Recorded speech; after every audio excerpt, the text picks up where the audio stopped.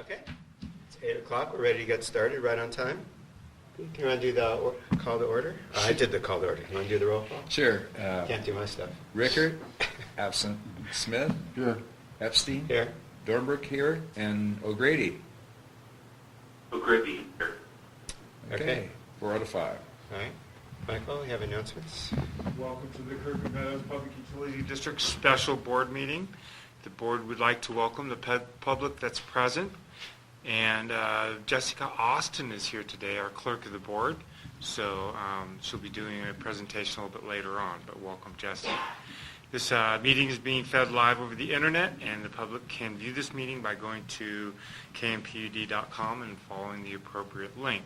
If the public would like to make a comment, please email msharp@kmpud.com, and the board will respond appropriately. Ask that the public that's in person, please identify yourself when making comments. And thank you very much. Okay, good. So next question is whether there's any comments from the audience, opportunity to cover any item that's not on the agenda. Any comments from the audience? Okay, hearing none. Are there any corrections to the agenda or the consent calendar from anybody? Michael? No? The only ones I want to draw attention to, one item is timed for 9 o'clock, so item N, which is an update from our recruiter. So we'll adjust that, move that in, and then Michael, I would ask that the general manager and operation reports are done before we go into closed session. Otherwise, everything looks fine. Okay, so is there, next move on the adoption of the consent calendar. So moved. Okay. Moved by Joe. Dornbrook seconds. Dornbrook second, and a question. Yes, Nancy. For that KMA, on the past due balances, number 3 is lot 11 in KMA, and I had understood that that's one of the exploded houses, and I had understood that both 11 and 33 had paid their monthly installments, so it looks like there still is a AR balance. Oh, okay. Thank you. Okay, so it's been moved and seconded. I think we do this by roll call vote. Right. Do you want to? Dornbrook, aye. Okay, Epstein, aye. Smith, aye. Okay, Standish? O'Grady aye. Okay, so that passes. All right, next we're ready for item 8A, update on our finances. We'll welcome up Kelly.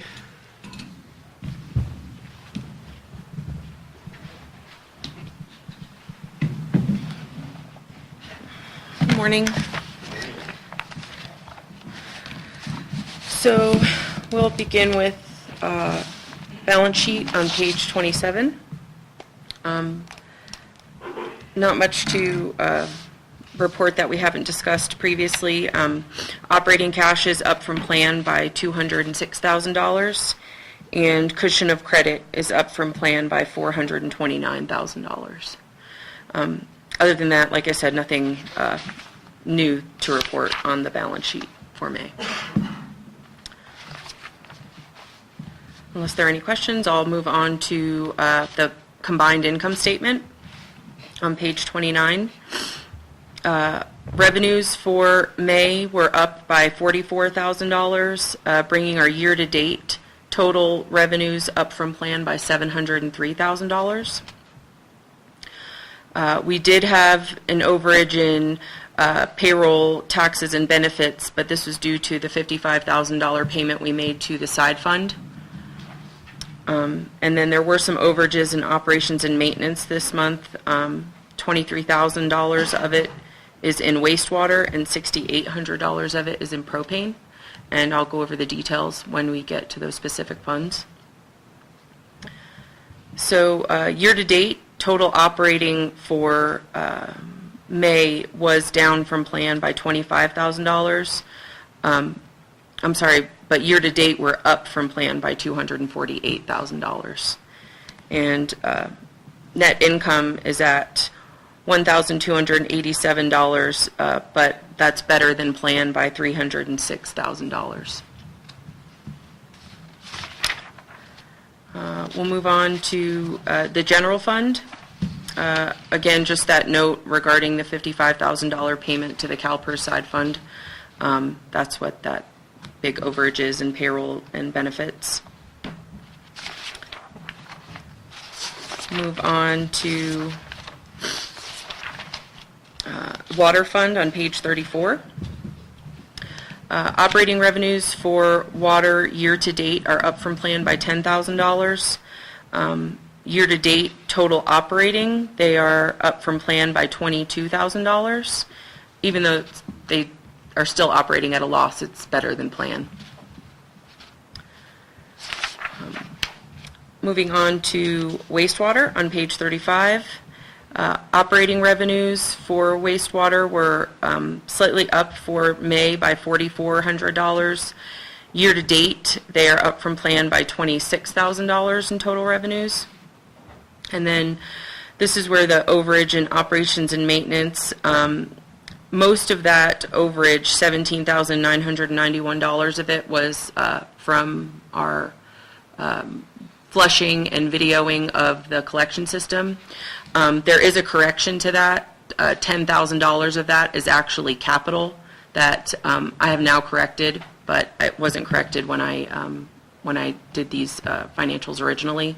So that overage is going to go down by $10,500. And total operating for wastewater is down from plan by $164,000, which brings their year-to-date net income at a loss of $530,000, which is down from plan by $161,000. But that's only partially explained by the additional work we did, right? So it seems like the biggest change is the internal allocation. Mm-hmm. That's Electric. the biggest portion of it. Okay. And would that appear in the next year's budget, or it's No, I've the budget needs corrected. more accurate? I've corrected the budget for this year to more closely reflect their actual electric costs. Okay. We'll move on to electric on page 37. Operating revenues for electric for May were up from plan by $65,000, bringing their year-to-date total revenues up by $402,000. And I just wanted to make a note as well regarding cost of goods sold. Our purchase power was much less than what I had budgeted for, and we had received an email from Shell letting us know that the reason why the cost is so low is because of the influx of solar into the system. So their costs are way down, we'll take it. Total operating for electric year-to-date is up from plan by $357,000. So just one question. When our mix has more solar than planned, do we get the RECs for those? So we just get the power? The REC's good, okay. Moving on to snow removal. I wanted to make a note regarding the budget for 16-17. That budget number was overstated due to the fact that the $75,000 of internal revenue I included in the contract revenue number, but left out the $51,000 for driveways. So there was an overstatement of about $23,000. So that's why that looks that way. It was double-checked in the upcoming budget, so it didn't happen again. And then propane on page 40. Year-to-date operating revenues are up from plan by $288,000. There was an overage in operations and maintenance, and this was due to the purchase of propane meters and regulators for the annual 10% change-out. And year-to-date total operating for propane is up from plan by $133,000.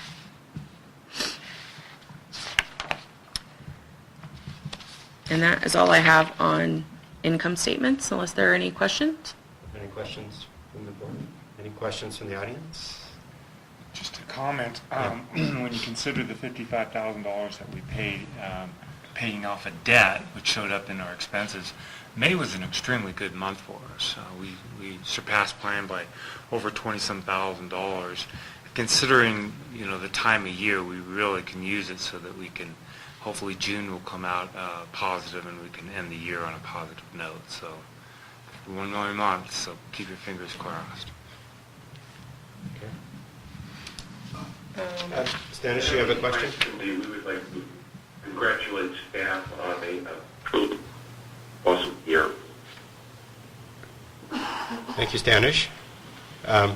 Staff is smiling. I'll report that out. We'll move on then to known budget variances for fiscal year 2017. There were a couple of additions, or 3 additions. The hydroscience engineers, which they're reviewing the wastewater treatment plant improvements. The CalPERS side fund payment of $55,000, and the Summit plumbing for the video and flush of the collection system.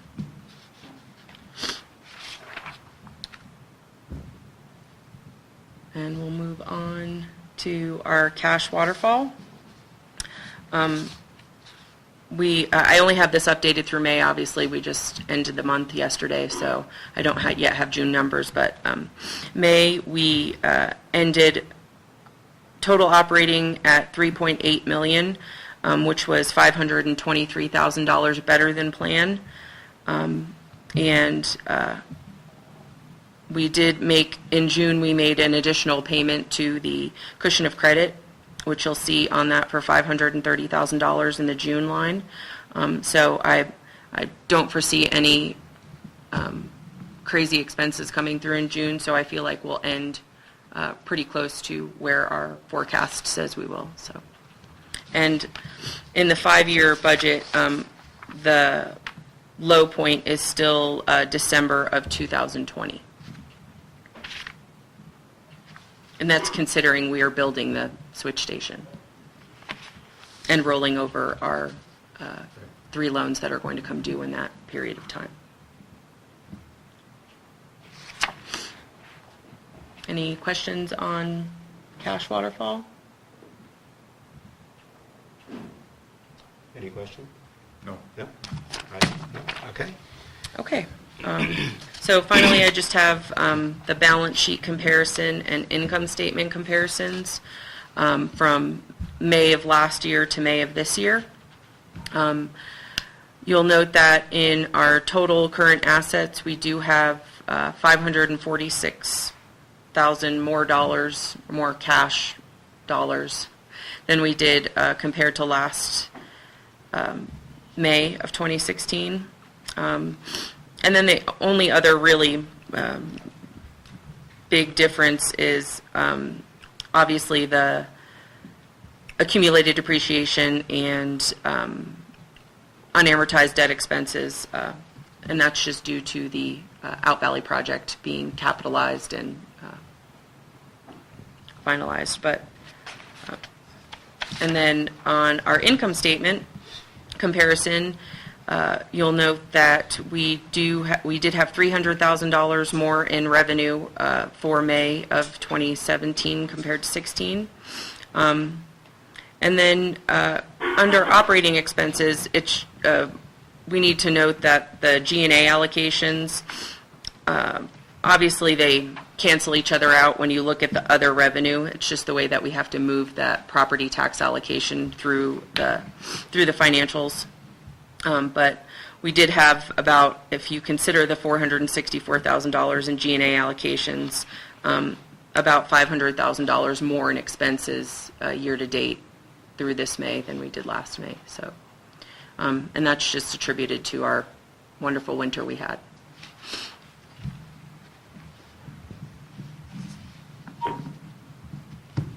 And that's Okay. Yes, Nancy. Just for clarification, I'm confused. So is this just May to May, or is this year-to-date to May? It's year-to-date May, year-to-date May. So 11 months. Yeah. Okay. Uh-huh.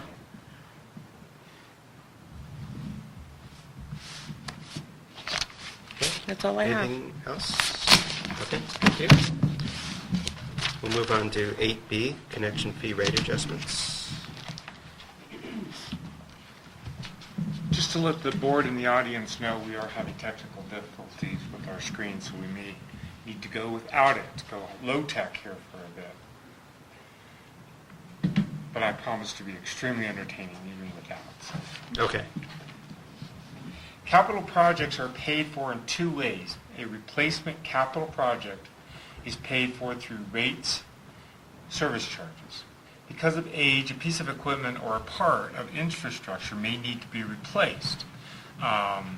District tries to plan for these replacement costs and put funds into a reserve account for this purpose, and as those are called replacement capital projects. Secondly, when a new development comes in and we need to upgrade or install new service, new upgrades or to our infrastructure, these are called capacity improvements. Sometimes the developer actually installs the capacity improvements, such as what happened over at the Timber Creek Townhomes, and then they deed these improvements over to the district, which we carried on our books last year, you'll remember. Our budget is divided into two parts, capacity and replacement. On page 48 in your packet, you'll see these two different categories.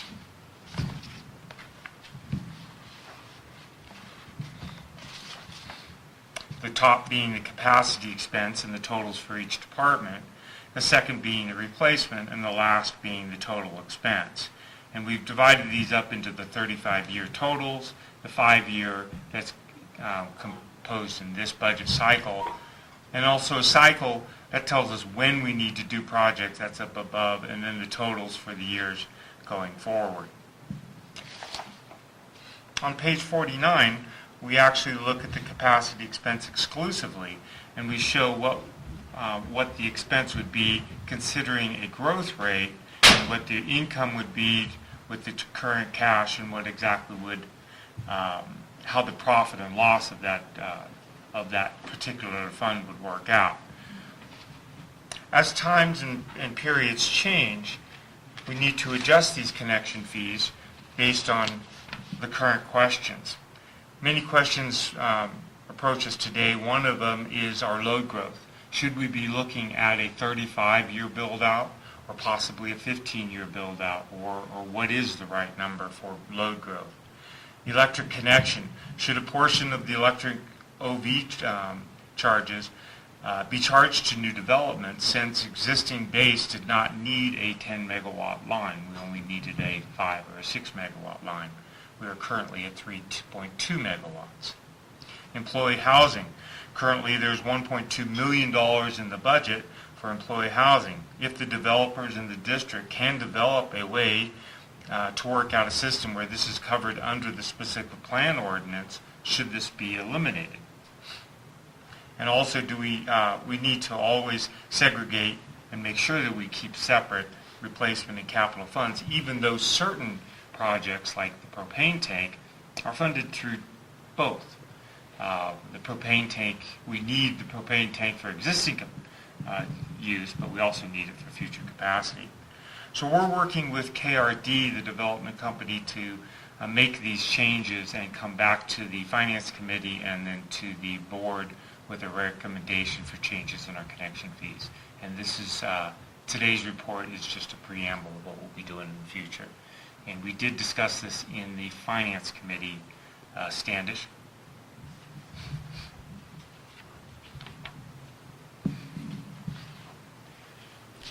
Stanish, do you want to add anything on the capacity study? I don't think there's anything to add. Nancy, do you have anything that Finance Committee would add to that at this point? No, I don't have anything additional. So I have one question which we discussed at the last board meeting. There's a third category which is improving quality of service. So if we decide to increase the availability of the fire department to respond, and that's not capacity or replacement. So I'm just wondering, I'd rather not complicate things, but do we need a third category, or how do we handle that? Well, as far as buckets go and how you fund operations, the standardization in our industry is that it's either a replacement or a capacity. And if you want to upgrade then something, it would come out of replacement service because you're upgrading it for your existing. Now, if you're upgrading it for capacity reasons in the future, then I think you could make an argument that that's a 50-50 or based on 50-50 works right now because we're about 50% built out according to the specific plan. Whether we actually get to 1,413 units is a question as well. Okay. So in this, it looks like the switch station is done half and half? Is that, 50-50. for example? And then that's that reasoning once again Mhm. is, it's 50-50 because we're 50% built out. Right. Okay. There are questions from the audience? Okay. When should we expect a proposal? You'll see updates on this for each board meeting. We're waiting for input from KRD, so that's going to be a defining, and I haven't gotten that back. So you'll see updates at every meeting. It depends on someone else, so I don't know quite yet. Okay. Nancy? So Bob, I guess Bob and Michael, based on your comment regarding the fire department, so will staff go back and reevaluate what Bob was suggesting? Regarding the fire department, how does that all fit in? Well, that's part of the fire department master plan, so that will be another agenda item. Oh, okay. But that is one of the questions, is how dependent do we want to be on all volunteers or not? Any other questions? Okay, let's move on to item 8C, base rates on destroyed homes. On March 26, 2017, the Noia house on Fremont was destroyed by fire, and then on March 31st, the Huey's house on Bangberg was destroyed by fire. Each of these customers has contacted the district petitioning to have their base rates suspended. The board considered this request at the June 3rd, 2017 meeting and requested that the staff come back with alternative options that the board might consider.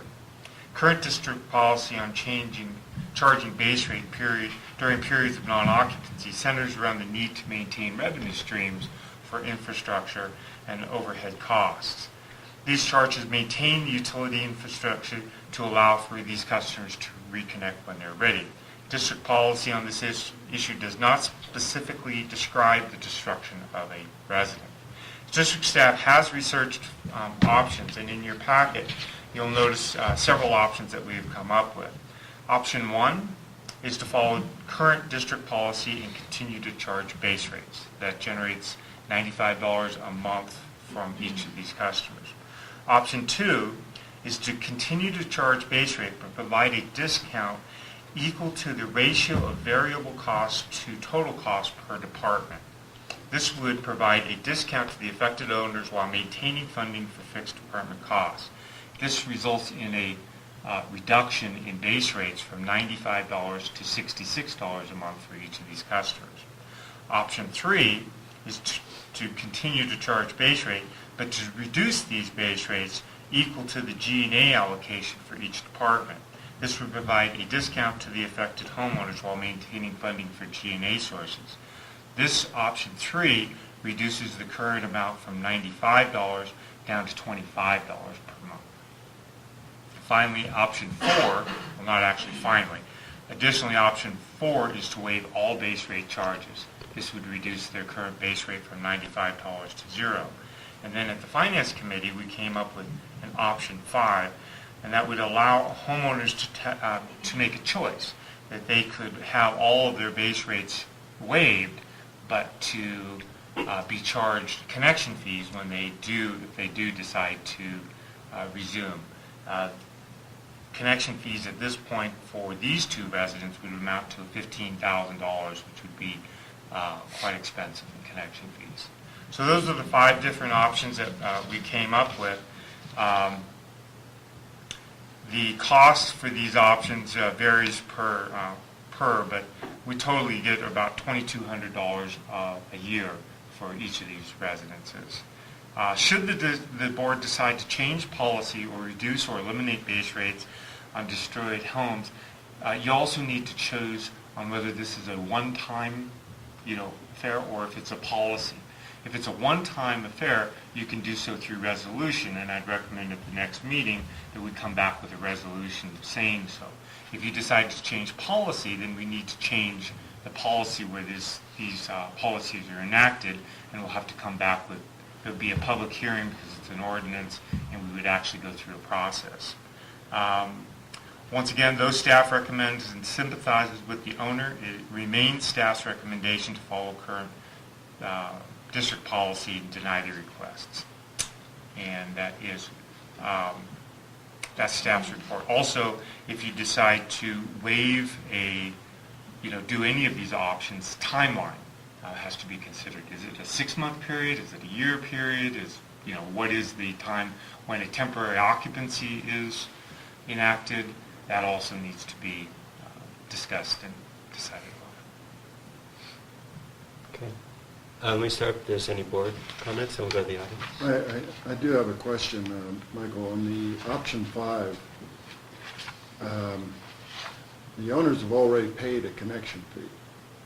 Is the connection fees you're showing there, that would be the new connection fee for a new unit? Right.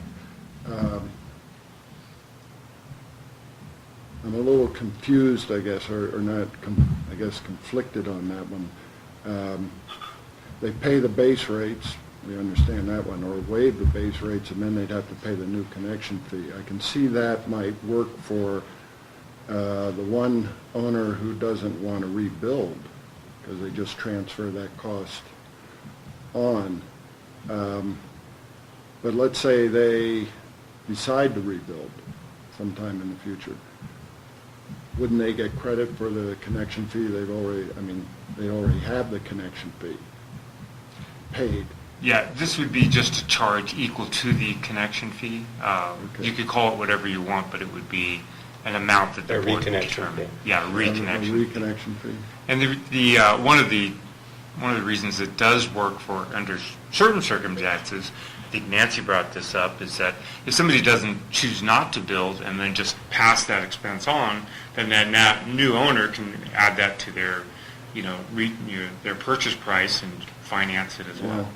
The problem is we don't know what the future holds. We don't know what they'll do, so it's a little difficult to make that choice for them at this point. I'm not in favor of a one-time. I think we should be addressing this as policy if we're going to change anything here, and I'm not real anxious to do these complicated formula things for one time or even policy things. I think it's either we waive it or we don't waive it. That would be my opinion. Right. I would just add, and we had a discussion of this, debate of this at the Finance Committee, and there was no clear consensus on the point you just raised, Jeff, which is that if we make a policy change, there was some concern that if there was a widespread destruction, for example, of a subdivision, the district would be very at risk. So, speaking for Eric, who's not here, he would have in favor of option 2 or option 5. Speaking for myself, I think there are some circumstances when you should accept staff's recommendation, which is where I come down.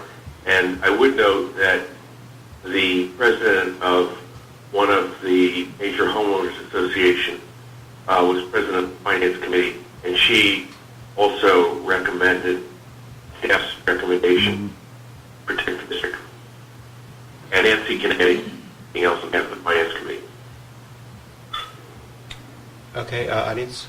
Yes. Carolyn Scott, I have several comments. One is that I would think they could make a claim to their insurance company for some of this, and then probably maybe you should make that comment to them, because following into my next comment, which is that now I have an unoccupiable unit because of a flood, and so I think you need to think about what's the definition of who gets to use this. Is it what if they have a fire that doesn't destroy the home, but it's all smoke and they do all this remediation. What if there is a flood? What if there's an avalanche, which I know we had at least one homeowner affected this year? Because if you start doing this, okay, the house blew up, it's destroyed. What about my flooded unit? Why do I have to pay the base rate until it's fixed? My other comment is that if it was me, what I would say is suspend the payment until they want to reconnect, and then make them pay the months in between when they're ready to occupy again, which to me is another option that I would think is more fair, or another thing to consider. So those are my comments. Other, Nancy? So Michael, were you able to ask South Lake Tahoe what their policy is? I did. They sent it over. It's in 2 ordinances, and it's quite lengthy, so it was, I haven't had a long chance, but they do allow a 6-month waiver of sewer connection fees. You have to be actively rebuilding. You can't, you have to hire the contractor and everything. In South Lake, sewer connection fees are a huge commodity. And in water, they continue to charge for a period of time. I think it's up to 1 year, but if it's not rebuilt after that, it becomes a vacant lot and subject to connection fees again. So it's kind of a mixture of what we were talking in finance, Nancy. Okay, So yes, go ahead. Just addressing the option 5, I saw option 5 as a way to get buy-in from the homeowner, the property owner. In other words, they're getting to choose. They probably know what they're going to do, build, not build, and give it. And you can do the math, but they may Right. not be concerned about the math. They may. So to me, option 5 was, this is like a, sort of like a handshake, and you got buy-in from the homeowner. Okay. Any other comments, recommendations? I think we need to give these people some kind of a break, and I think option 4 and option 5 do that. So I'd be in favor of either of those 2 options. I just don't feel it's right to charge people for something that they can't use, especially when they're paying for something that destroyed their home. I don't understand that last comment. They're paying usage fees for something that destroyed their home, and they're not able to use the home. They're not. Well, I just don't. I'm sorry, Peter. I don't disagree with you, but I think Carolyn raised a very big question. What would happen if a condominium complex burned down and you have 36 owners who no longer can use it? Split it. If you're going to give them a break, I mean, it's small. I'm probably going to be back online in a couple months, but I feel I should get the same break. Or, and the floods in the Meadows building, floods we have 3 or 4 a year, and we've never come back and said that. I never thought of it, actually. And I am going to ask for a break on the excess utilities to remediate, but that's a different conversation. But I think you need to really think about who's going to get to use this break. You had base camp flooding this year. Those people couldn't use their units. Well, you're comparing apples to oranges there, I think. I You're understand. talking about total destruction. Well, I know, it's terrible. It's terrible that this happened. And, I mean, realistically, they're not going to be able to rebuild in 2 years. It's going to take two full years to rebuild a house. Okay, realistically, but okay. unoccupiable is unoccupiable. Well, That's all I'm trying to say. okay, well, I disagree. Okay, well, we disagree. It shows the complexity of it. I don't really know that we have to set a policy. Aren't we a small enough district where we can deal things on a case-to-case basis? We're not PG&E.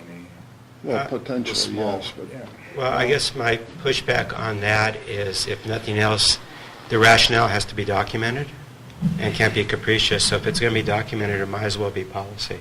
So I don't see any benefit to us of creating exceptions unless we've defined the logic behind it, and then I don't see why we don't make it policy. So my view is that if we're going to do anything, it should be a change to policy and not a one-time thing. And the appeal to me of all of these, besides option 1, which is continuing the status quo. Option 5, if somebody's saying, look, this is going to be a vacant lot, I'm going to create an easement on it, I don't see any, to me that makes sense to give them the option to say, I'm reverting this property back to unfinished or unbuilt, whatever the term is that all the vacant lots are. But that's a permanent decision. If they want to change it, then they have to apply. We may not be able to provide service at the time their owner and the new owner applies. That's the risk that they take. And like Michael said, that's a chance you can, if you're not going to rebuild, you're passing on the connection charges to the next person who's doing it. So I could see an advantage of looking at option 5 as part of the case, but otherwise I don't know how to anticipate everything else that might happen. Right. We'd have to deal with. I agree. Well, I'm sorry, that's option 5. But I will point out the discussion we had at the Finance Committee again is what happens if East Meadows or KMA burns down. You have 100+ lot owners who have that option, and maybe that's good for those owners, but it's sure not good for the district.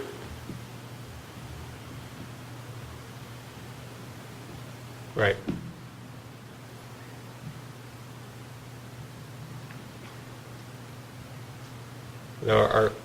I'd just say our goal is the majority of the revenue comes from usage. I realize we're not there yet, but our direction is to have the majority of revenue come from usage. So if there were a major area lost, the loss of usage revenue wouldn't be made up by just our cost of goods being lower.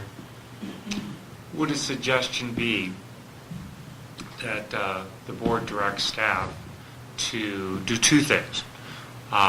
One, I think Nancy had a really good point as far as finding out what our neighbors do, and I've scratched the surface on that. I think a more thorough investigation what our neighbors do and what is standard policy might be in order in this difficult decision and complicated decision. And then secondly, staff come back with what a policy change would look like to allow for a option 5 where base rates are waived and the owner has the ability to come back online once connection fees be paid or a reconnection fee be paid. That needs to be done anyway. We can't you can direct staff to look at lots of things, but you can't actually take any action if you're going to change policy. And actually, you're going to need to direct me to come back with some sort of a resolution anyway. So why not do a little bit more investigation?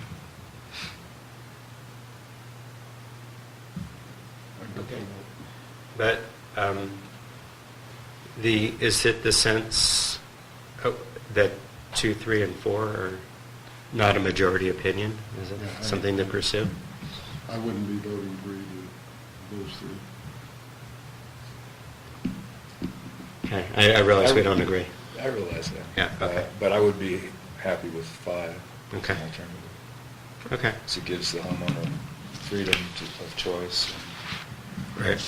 Actually forces them to implement some kind of decision, which is actually in our benefit.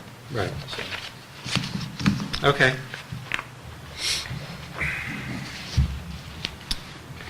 We're ready to move on then to 8D, snow removal contracts.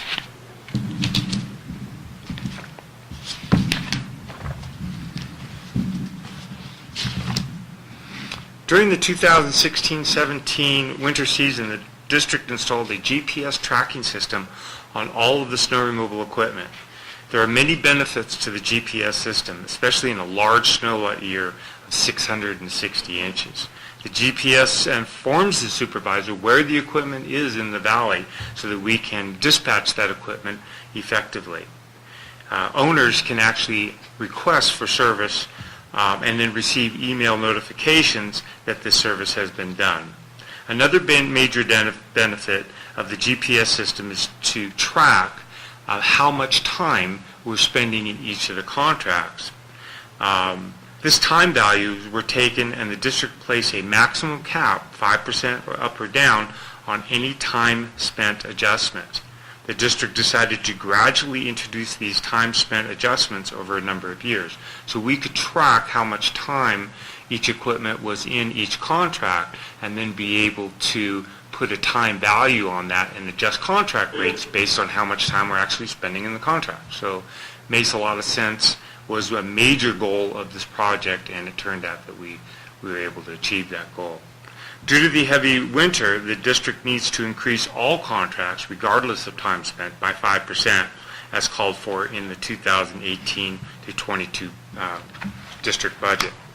With no more than a 10% increase, 5% from the time adjustment and 5% from the rate increase, no dramatic increases or decreases in the snow removal contracts for the 2017-18 season will be experienced.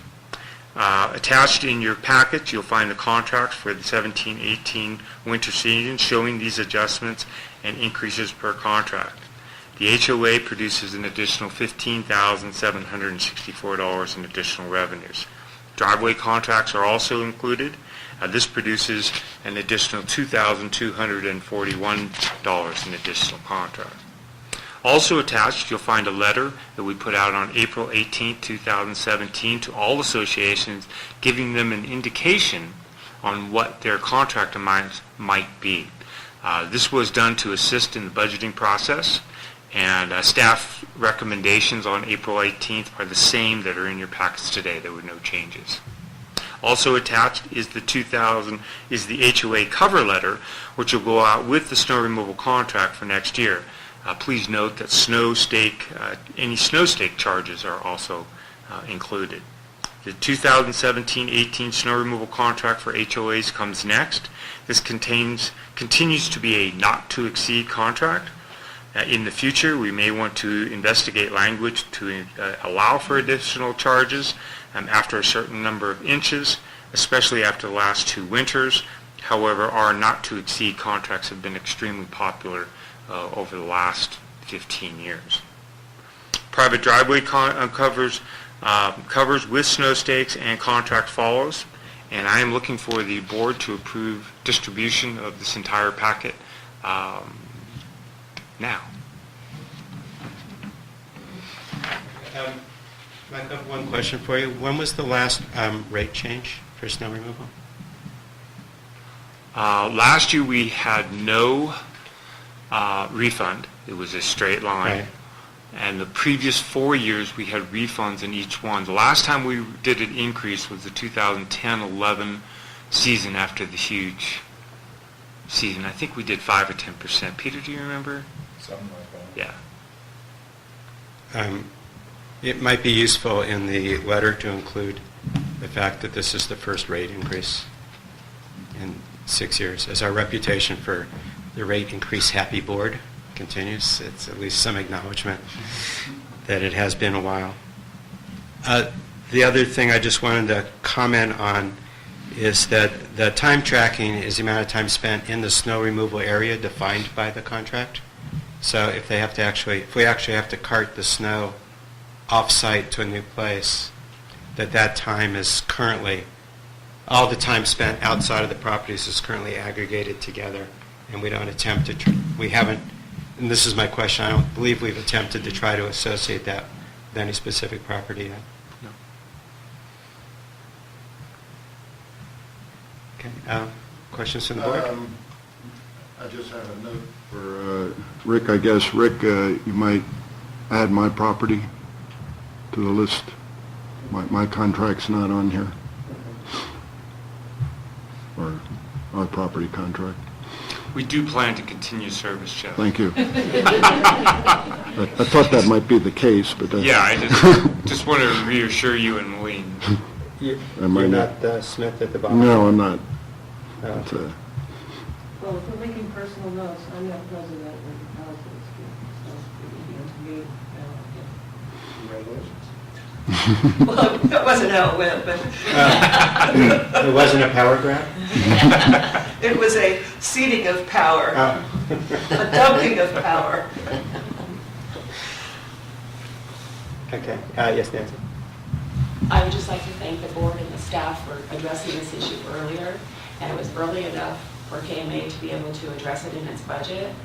And even though we see somewhat of a significant increase, we didn't hear any fussing about it, didn't hear any, and no one approached us and said, oh, we're really unhappy with the price that we're going to be paid next year, so thank you. Okay, is there any other discussion? Okay, I think then we're looking for a motion to approve the snow removal contracts for the next season. I'll make that motion. Okay, is there a I'll second second? Okay, you got that, Jesse? Okay, all right, well, there's no further discussion, you want to do the roll call vote? Dornberg, aye. Smith? Aye. Epstein? Aye? O'Grady? O'Grady, aye. Okay. That completes that item. We're ready for item 8E, Fire Service Master Plan.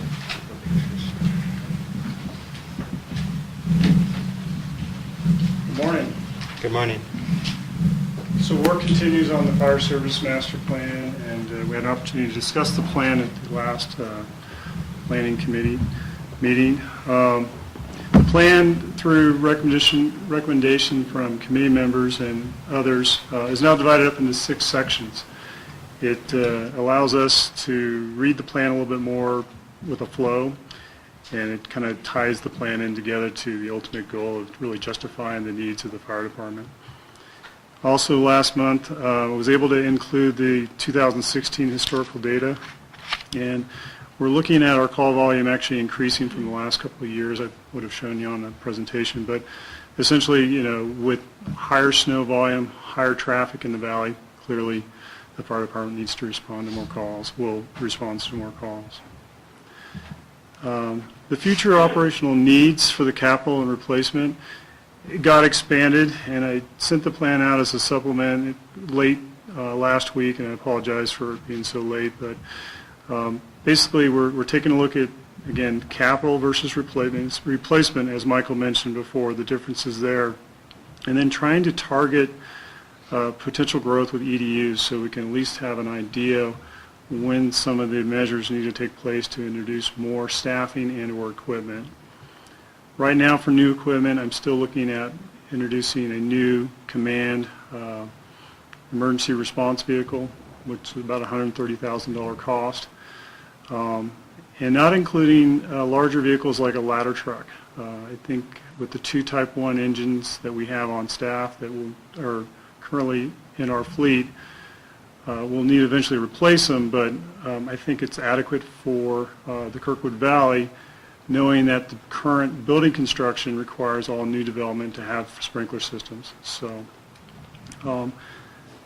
the other thing is the source of funding. We're trying to refine that source of funding, and is it an increase in the assessment? Is it an increase in the impact fees? And or more importantly, as Eric mentioned, is how do we solicit or sell ourselves to potential grant funding, either through counties, but probably government grants like the SAFER grant or the AFG, the Assistance to Firefighters grant, which is out there. Next step is to, actually we have a meeting planned for next week on Wednesday at 4 o'clock with Director Smith and Richter to go over creating spreadsheets or refining the spreadsheets that I have now to really identify the needs and then get this draft plan into a final version so we can present it back to the board. So that's where we are with the Fire Master Plan to date, and I open it up for any questions or comments or future suggestions. Any comments? No, I think we're just moving along. So I'm not quite sure what remains to be done and what date will the plan be submitted for approval? I'd like to have an opportunity to work with Jeff and Eric on getting exactly what their needs are, and then hopefully by the next board meeting, actually have a final draft of the plan for your review. Okay. So that's my deadline, and then the refinement is really establishing the targets and tracking that out over the next 20 years. I don't know when we'll be built out, but I think we can try to make a 300 EDU as the next target for growth and development. So Okay. We've worked with the plan with the 1% growth, the 3% growth. Hopefully it's quicker, but I just don't know. So again, it's my best guesstimate with recommendations, trying to put it on paper. So it's at least a starting point. Okay. There are questions? Yes, Nancy? So Rick, yesterday at the festival committee, KMA has a new board member, and he doesn't publicize it, but he's a CHP person down in the Bay Area. And he had the opportunity to interact with some of the firefighters, and he was saying it's either the OES or the OEM. I didn't catch it, but he says that organization has lots of money to spend. It sounded like it was a federal agency, and if you just contact whoever the regional person is in this area, he or she can get you to lots of money. But the gentleman's name in our association is Tim Pearson, about 97. Tim Pierce? Yeah. I haven't met him yet.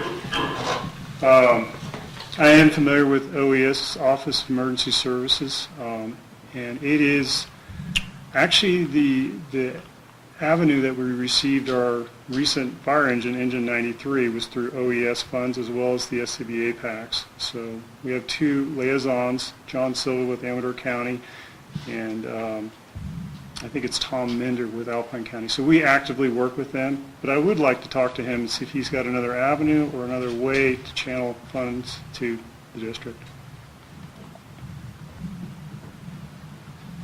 Okay. Other questions, comments? Okay. Thank you. While you're there, should we cover the summer festival? Yes, sir. And move on to 8F. First and foremost, I want to thank the community, the board, district staff, Cheryl Stern in particular, for what I thought was a great event yesterday. Hopefully everybody did too. And if you didn't, please let me know so we can include them in our recap notes for next year's event. The pre-registration this year was extremely successful. We had over 350 people pre-register. And as we go along and do this event, I think district staff as well as the community kind of has an expectation of what we can provide, and I think we exceeded it, especially with the process. I thank you to Epic Promise Program with Vail Resorts for their large donation, which purchases pretty much all the food along with some labor to make this event successful. I don't have hard numbers for you, but I guesstimate for people attending the events between 500 and 600, even though Michael said it was 523. We received over almost $12,000 in donations, just donations during the registration process. And Cheryl Stern, late last night, calculated the amount for the silent auction, which right now is $11,000 just for the silent auction. So, of course, we have to take out the expenses, but I think we're going to hit our target goal of $30,000 for the event, which will help buy the SCBA packs for the fire department, as well as provide funding to add the additional seasonal firefighter like we had last year, which was really a great success for the department. So that's my initial recap of the event. Again, I encourage the community to please let me know if there's something we can do better or change. We try to make it better for every year. So that's the summer festival. Okay. Any Hey, comment? Rick, what is your estimate for what we netted, meaning gross revenue minus costs? I can't give you a hard number, Stanish, because it's still really up in the air. My goal for net is 30, which is a little bit more than the GMO's objectives, but we'll have to wait and see. And I'll give a full report and recap at the next committee or next board meeting. Yes, Stan, it's just to add on to what Rick's saying. We got $11,000 in donations before the fact, and we made $11,000 on silent auction. That's $22,000 plus what we netted at the door, so we could be up close to the $30,000 range again. Pre-registration was over Okay, I'd appreciate $12,000 it too. if you develop that at the next meeting and break it out by category compared to last year. Great. Sorry, Chloe, could you repeat? I said pre-registration, we were over $12,000. Oh, okay. So there you go, yeah, Did you hear that, Standish? Yes, thank you. Okay. very good.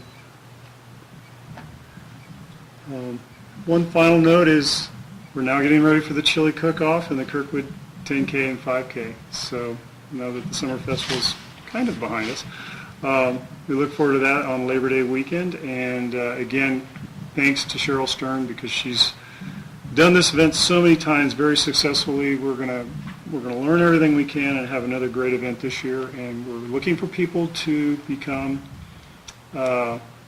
competitors in the chili cook-off. So if you've got 5 gallons of chili sitting around the house that you want to have people sample, we would gladly accept it. Okay, any comments? I mean, I thought it was a great event. Brought my grandchildren for the first time, so they enjoyed it. Good. We've been thoroughly training Jesse to take over the big shoes of Cheryl.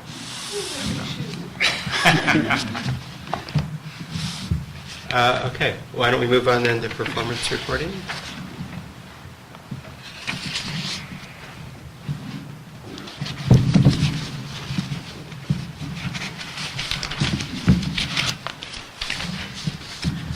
Good morning. Good morning.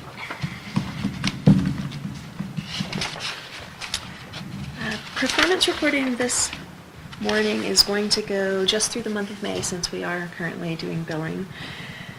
Starting with the electric department. For production in electric, we had just over 500,000 kilowatt hours purchased from the grid, and we metered 408,000 kilowatt hours. Our losses for the month, our unidentified losses for the month, were 14% in electric, which brings us year-to-date to a loss of 12%. Our goal for the month is, our goal for the year is 18%. So as long as we stay on track for June, we're looking good in electric. And even better in propane. In propane, we continue our negative trend. We had a usage of 946,000 cubic feet. We metered just over 1 million cubic feet, so we had a slight negative loss for the month of May. This is the third month in a row we've had a slight negative loss. We expect that to recover in June, but year-to-date for propane, we sit at negative 3%. Our goal for the year is 2%, and that could certainly happen with a swing in June. So we are anxiously awaiting to see what June looks like in propane. If we take a look over at the water department, we had a total production in gallons for May of 490,000 gallons. We metered 367,000 gallons out in the valley. Our losses for the month, unidentified, were 19%. And you can certainly see the effects of lower production, lower usage here in the month of May. We sit at 7% year-to-date for the water department, and our goal is 16%. So that's another department where a good, strong June will get us in good shape for the year. And then lastly, wastewater. We had an influent meter, so our wastewater treatment plant took in 4.8 million gallons of water. We metered in the valley 366,000 gallons. So our unidentified, unmetered, or the I&I coming into our system was 92% for the month of May, and that is our record. Certainly something we are actively and quickly working on. Year-to-date for wastewater, we're at 63% loss. And I'll be happy to answer any questions on that. Questions for Brandy? Remember to speak for themselves. Any questions from the audience? So Brandy, it isn't part of... Hi Pam, it's Bob Epstein. We'll be ready for you in just a moment. Hi, Bob. Can you hear me okay? Yes, very well. So we're just finishing up another item, and we'll be ready for you. It isn't part of this report, but how many kilowatt hours were produced by propane, by diesel? Do we know? I don't have that number with me, but I can certainly bring that to the next meeting. It might be interesting on an annual basis just to know that and how it compares to the budget. 'Cause it just occurred to me that doesn't appear anywhere, and we do attempt to try to budget it. Right, I'll include that in my year recap. Okay, that'd be great. Any other questions? Okay, if not, we're going to, thank you, Brandy, we're going to skip ahead to item 8M, which is our least favorite topic, the general manager replacement. And I'm going to turn it over to Pam Derby to lead us off with an update of where we are on the process. Welcome, Pam. Good morning. Good morning. You are breaking up just a bit, so you start to hear that from me and let me know, and maybe we'll connect it from me. Okay. As you know, we started advertising this about 3.5 weeks ago. We did put together a recruitment brochure to about 900 individuals. We've been following up with people, talking to them about applying. So Pam, let me just interrupt you. I'm sorry, go ahead. Let me, you said I'm breaking up. You also are as well, so we're going to do an experiment of just cancel the line and then call back in to see if that helps, so we can hear you better. Okay? Well, Pam and Standish, if you both would call back in, I'm going to hang up and do this again. Did you get that? Okay. Pam? Yes. Okay.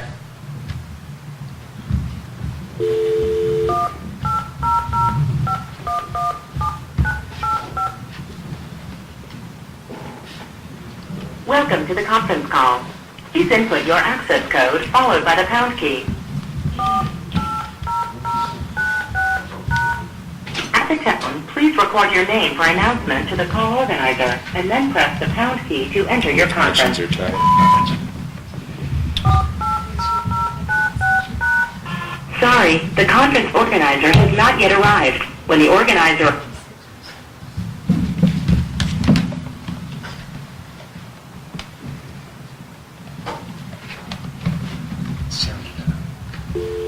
Sounded odd when I was just listening to her.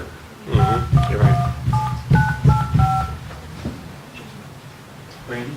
Welcome to the conference call. Other one of Please input your access code followed by the pound key. At the tone, please record your name for announcement to the call organizer and then press the pound key to enter your conference. Kirkwood PUD. You will now enter the conference. The subscriber has not yet arrived at the conference call. If you are the subscriber, please press the star key now.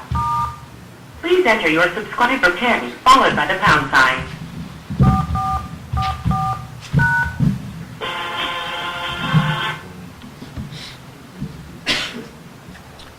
Are we good? Good morning.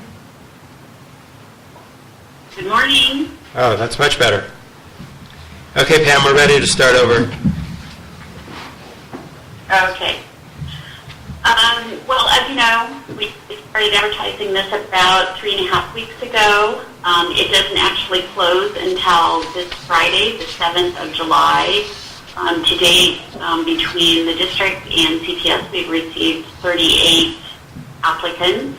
So far, I've identified between 10 and 15 of those for screening interviews. There are some that I'm scheduling for screening interviews this week, others that I would consider cut candidates that I will wait until after the final filing deadline.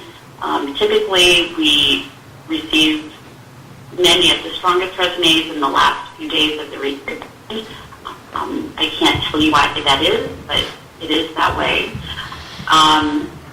And so I do have a call scheduled with Bob and Standish on Monday to go over those interviews that I have conducted already. It's possible not all of those screening interviews will have taken place at that time. You have a mixture of individuals that come with, there are individuals with more of a power background, some with more of a water background, and then others who have general management background. But it appears to me that we have a pool of individuals that understand what the position is, where it is, and that it's remote, and what type of living conditions there are some of the time of the year. The goal of next Monday's conversation is to identify candidates to move forward to interviews with Standish and Bob in a first round. As I mentioned, there may be some screening interviews that won't have been completed by that time, but hopefully we will have at least identify those that will I still need to speak with and have episodes. It's been sent out to about 1,000 individuals. Have followed up with some of those people, advertised in places that Kimberly had not placed it, so that we weren't doubling up our and so far a good response.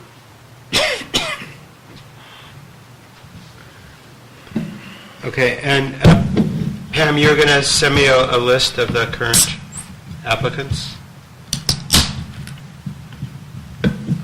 Correct. I did forward a PDF to you of resumes on Friday, but I wasn't sure. It's very large, so it sounds like maybe you haven't received that.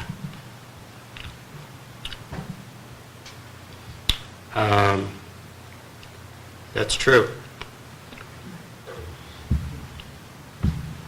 Okay, we'll follow up on that. So let me just follow in. Okay. The original schedule that we worked on called for the full board to do the first round and semifinals and finalists. And then we discussed last month having Standish and I with Pam doing the semifinalists and the full board doing the finalists, along with some invited members from the community. So if we, assuming we go with that plan, then that would mean that that the next regular meeting on August 12th, we would ask the finalists to come that day, not all at the same time, obviously, and that we would, if people are available, we would actually do the finalist interviews and plan on it being an all-day activity on the 12th of August. That would allow us then, assuming that we agreed on a finalist candidate, to work on the offers and have that well established by September. Sounds good. Okay. Are there questions from the audience? Yes. Nancy? So I'm curious, I think before the district chose to engage in a consultant, there was about 28 applicants, and it sounds like now we're up to 38.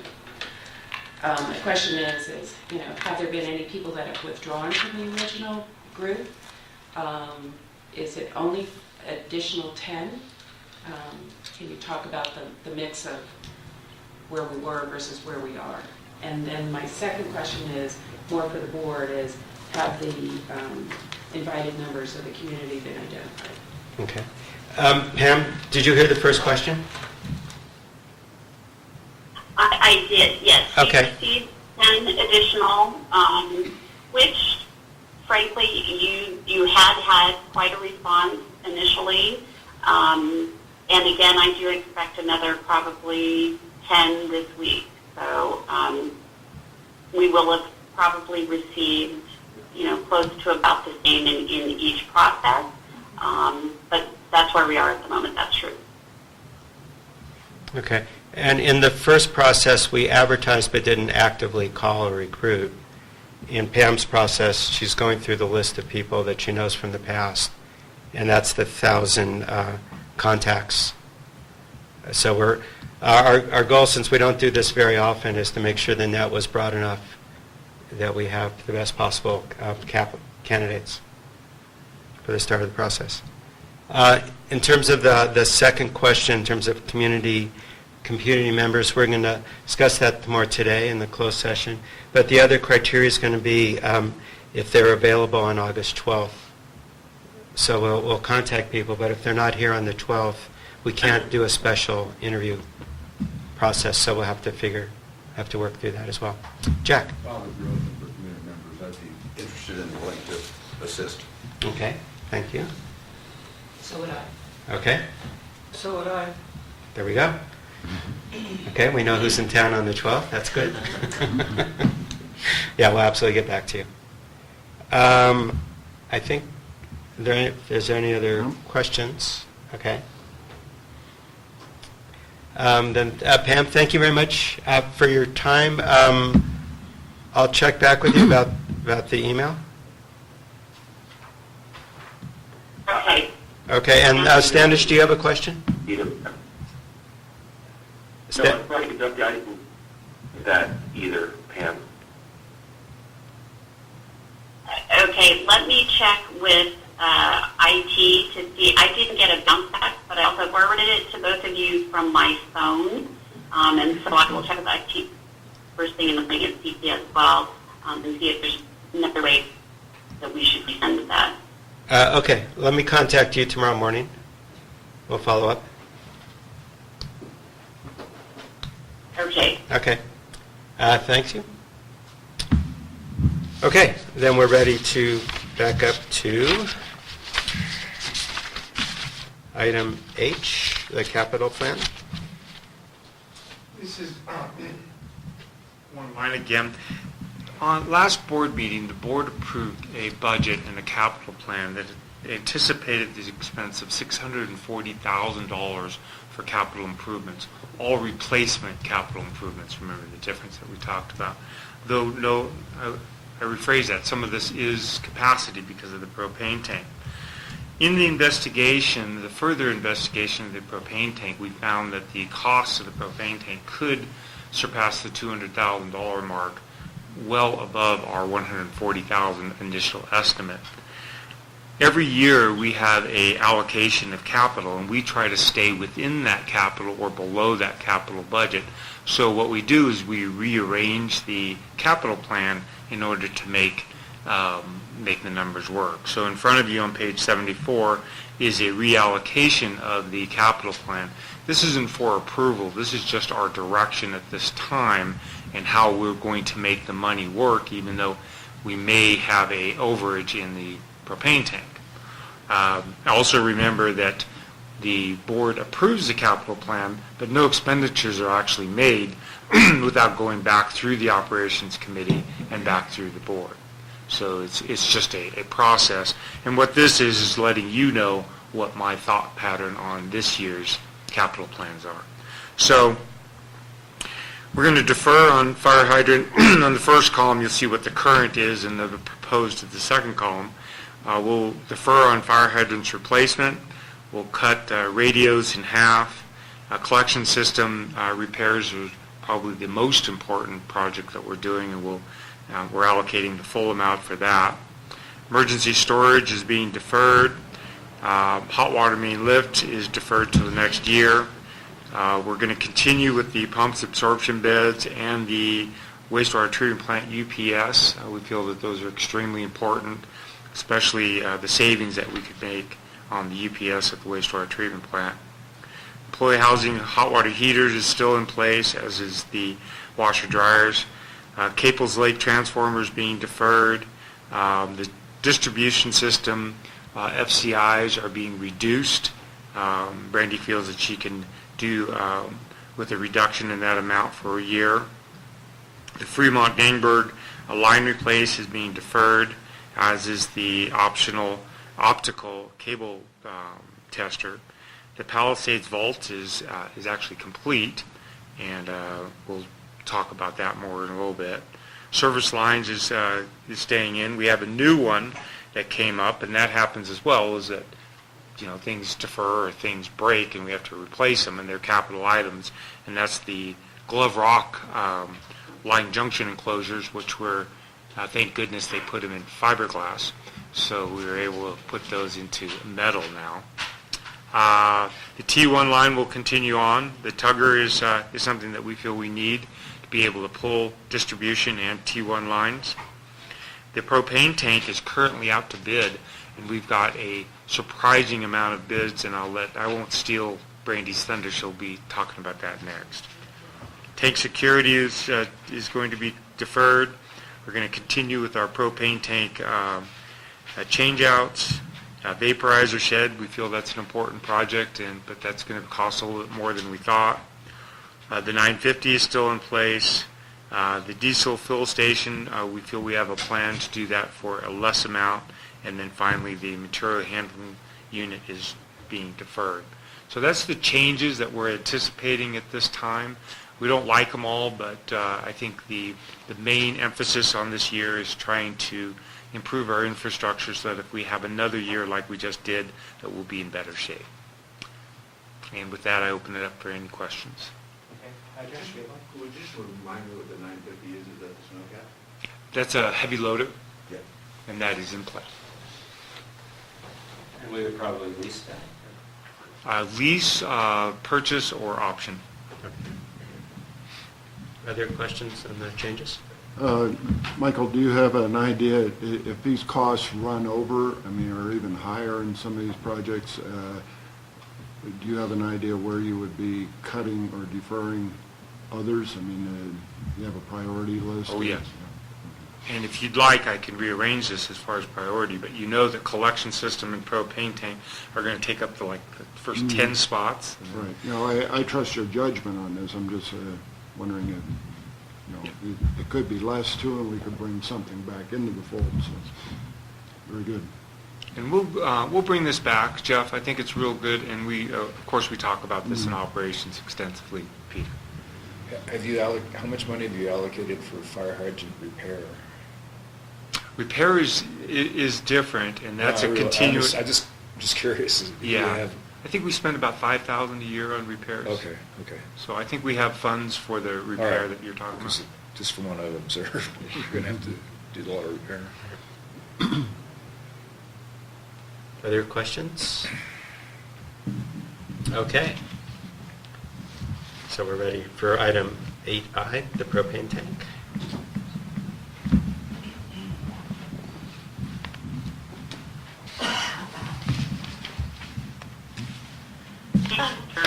Has left the conference.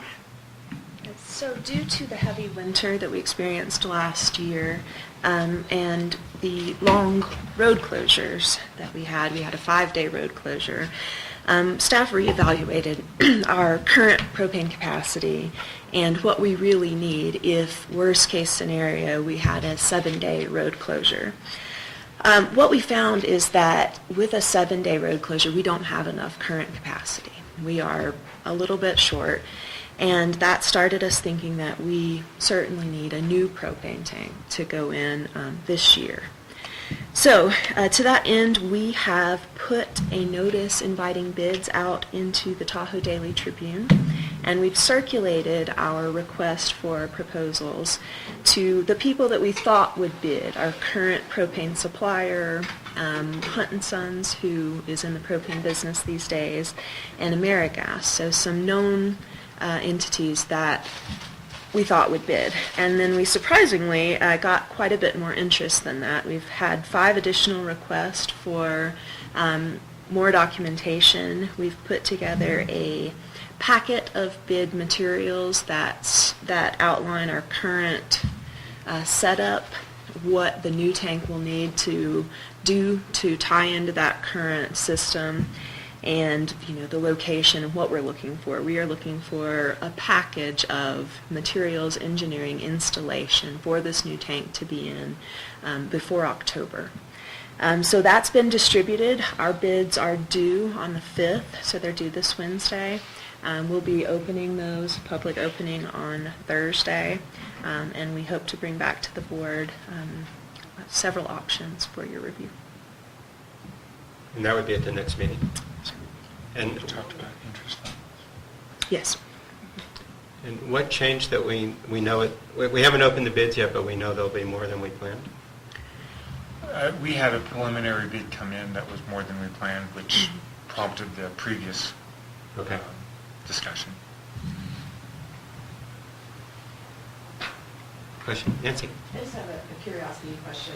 Sometimes opening bids is like a formal process. This is more just an internal process that you go through, correct? Or not? We take it pretty formal. We sit in here, and I get to sit in Bob's seat for once. It's great. I put my feet up on.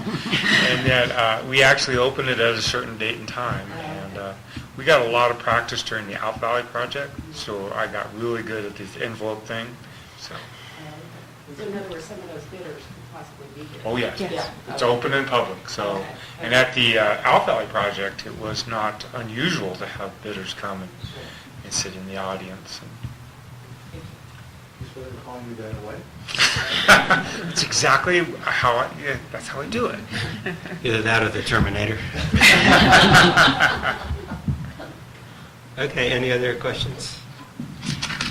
Yeah, we could be pleasantly surprised actually at the bids coming in. We've had a lot of good interest and people coming back and saying, "Have you thought of this? Have you thought of that?" So we could be pleasantly surprised, and a lot of your projects could wind back up on the slate. Right. Okay. Thank you. And we're ready for 8J, wastewater collection system update. We had slides with running water again, but you're not going to get that. I'm hoping there'll be reruns next month. Exactly. So district staff has been attempting to reduce the amount of I&I from entering the wastewater collection system to minimize the impact to the district's wastewater treatment plant. We've secured Summit Plumbing that is doing the cleaning at 68 cents a foot, a video inspection at 90 cents a foot, and then the patching and lining. We are currently have spent $17,000 and have completed inspections on over 11,235 feet of wastewater collection system. And if you haven't seen the map, and I wish I could show you, but it's an extensive part of the collection system has been inspected. And we have started the patching process. I think we placed 2 patches in. Correct. And Drew's supervising this project, but we have 2 patches in, and we've done major repairs on 2 major infiltration areas, one on a lateral and one on an actual service line, a 6-inch service line over in East Meadows.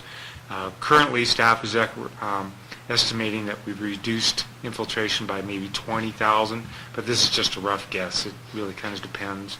The one over in East Meadows was underneath a creek, so when that creek was flowing, we were getting a lot of water coming through. So it could have a significant impact, but it'll be next year because that creek is dried up.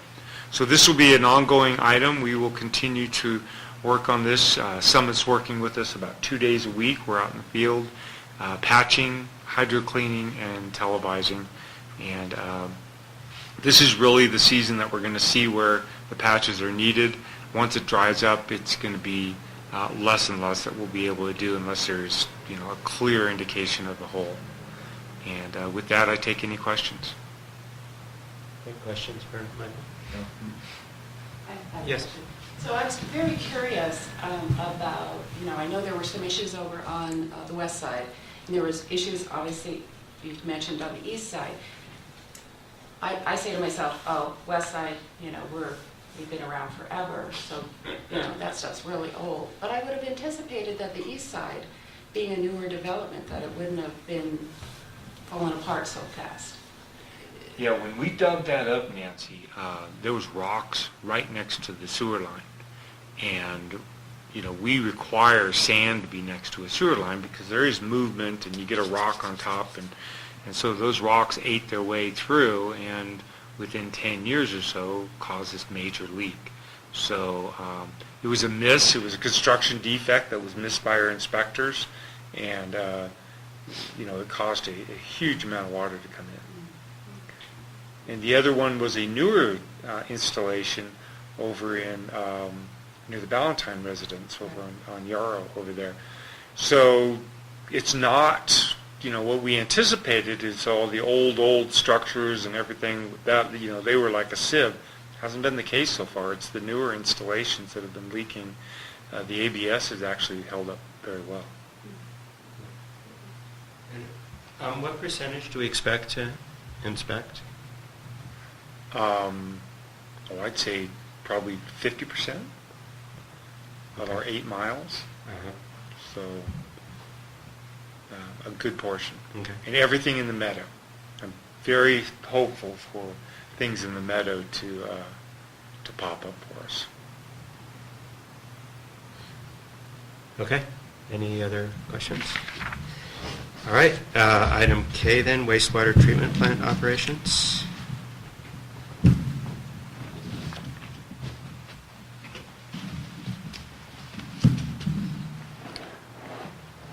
As we've mentioned at the previous board meeting, we had a representative from Koch Membranes come out to desludge and assist staff with inspection of the membrane train number 1, which we felt back in February we were seeing lower production out of that train, and the representatives from Koch said possibly due to sludging and or fouling of the membranes.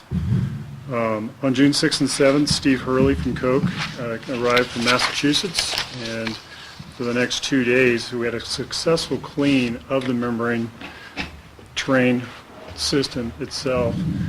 There are pictures in the board's packets on page 80 and 81, and Michael's showing you some pictures there of kind of what we found. Essentially, there were strings caught within the membranes themselves, so when the membranes are restricted, not free-flowing, it reduces the flow.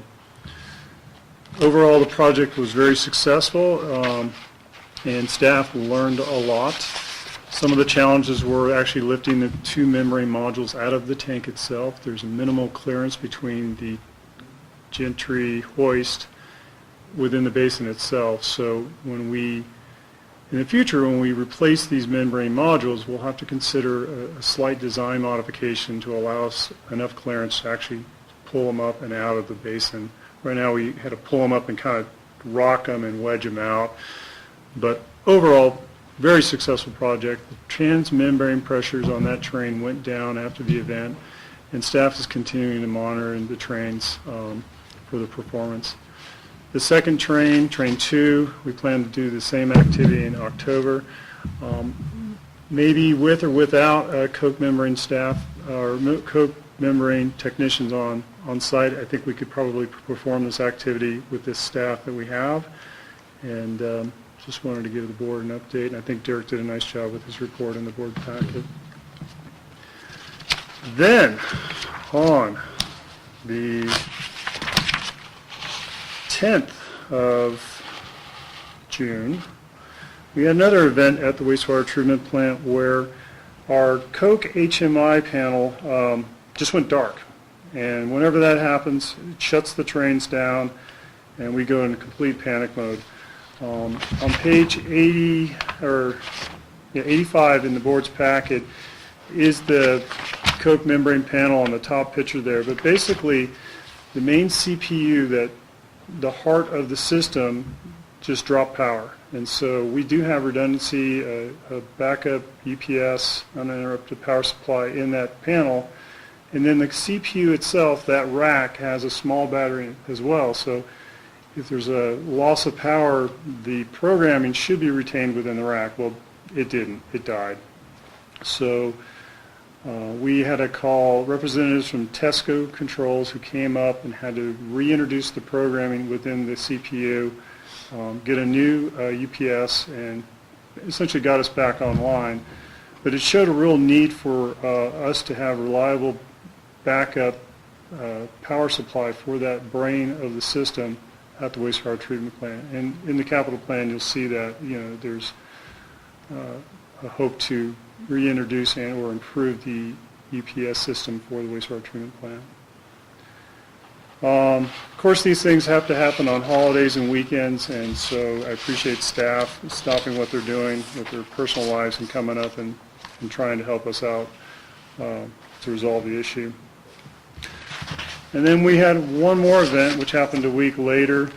The Ethernet switches for the CPU or the PLC panel itself also faulted out. And essentially, the Ethernet switch is something that relays the information from the PLC, which is the Koch membrane panel itself on page 85, to the picture that's on the lower portion on page 85, to the MCC2 panel within the same room.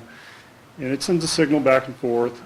If it doesn't get the signal, if the signal doesn't hit on the 5th time, it shuts the plant down. So that was a problem. We basically had to replace the Ethernet switches, and so Tesco membrane control folks came up that afternoon, reprogrammed the system, put in a new temporary Ethernet switch, and then a week later we were able to actually replace the 3 Ethernet switches in the wastewater treatment plant. So 3 major events at the wastewater treatment plant all went very smoothly, and at no time did we have any fear of spilling. We had plenty of capacity, luckily due to the low flows.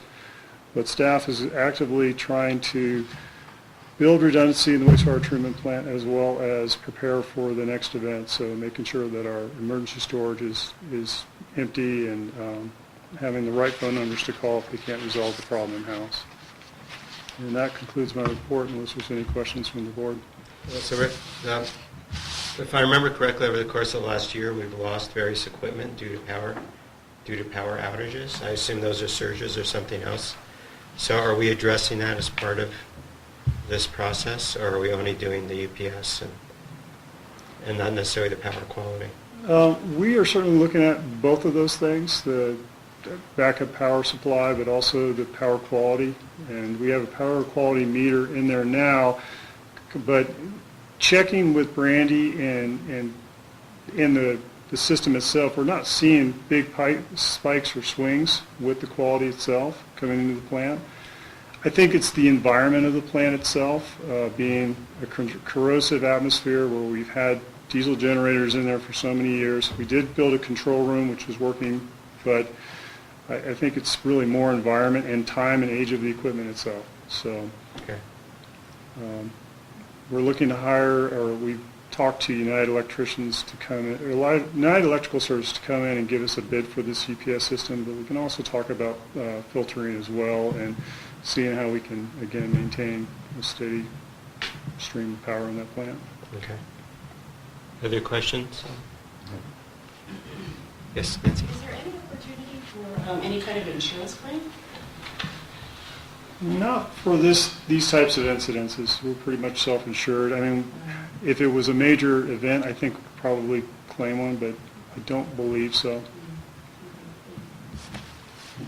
Where do you think you should come? Luckily, Tesco Control has 2 technicians that live in Gardnerville, Nevada. So it's a 45-minute response time. This is relatively new in the last couple of years. Typically, if they can't resolve it, the resources are coming out of Sacramento.